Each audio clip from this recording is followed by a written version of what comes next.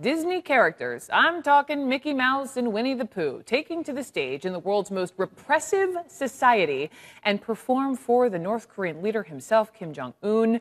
The Walt Disney Company says it did not authorize this in any way. So what's going on? Let's bring in John Park. He is a research fellow at Harvard's Belfer Center for Science and International Affairs. And John, wow, this is a man you and I have talked about, and we know so little about him. Does this at all give us a glimpse into his mind? A guy who's got the power over North Korea's nukes, bringing Mickey Mouse on stage. What's going on?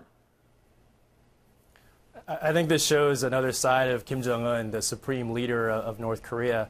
He's multitasking. I mean, you have in one sense an attempt to do. In one sense, trying to do a long-range missile test in April. That didn't go so well. They failed to put a satellite in orbit. Maybe putting these Disney characters on stage is something of a sure bet as a crowd pleaser.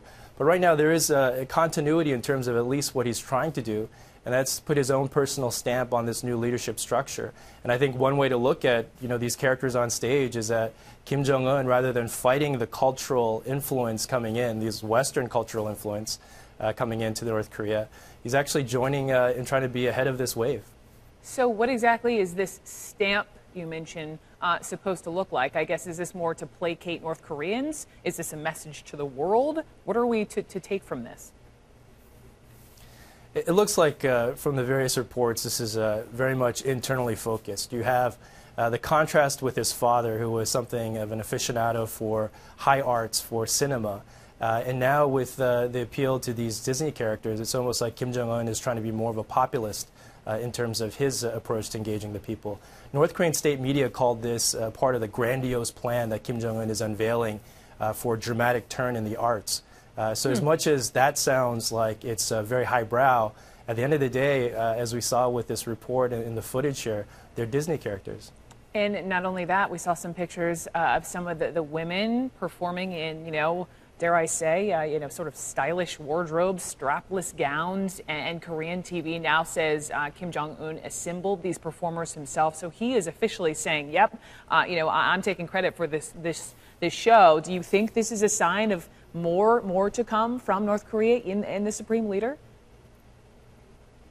I personally think that we will see more of this. It's a very interesting contrast to South Korea. South Korea is lauded for using their cultural influence through something called Hallyu, which is the Korean wave. The South Korean soap operas, the South Korean pop stars. That is something that has influenced, in the beginning, other parts of Asia, but now North America and Europe.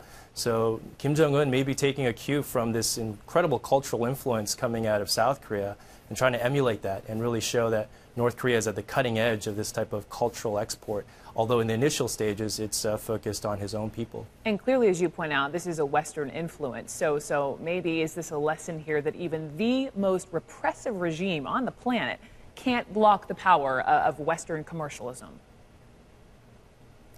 That's right. And if you look at it, a lot of this cultural influence from the outside and is coming from China. And this is, I think, interesting to note because we're having U.S. cultural figures, icons that we've grown up with, coming in not from the United States, not from America, but from China.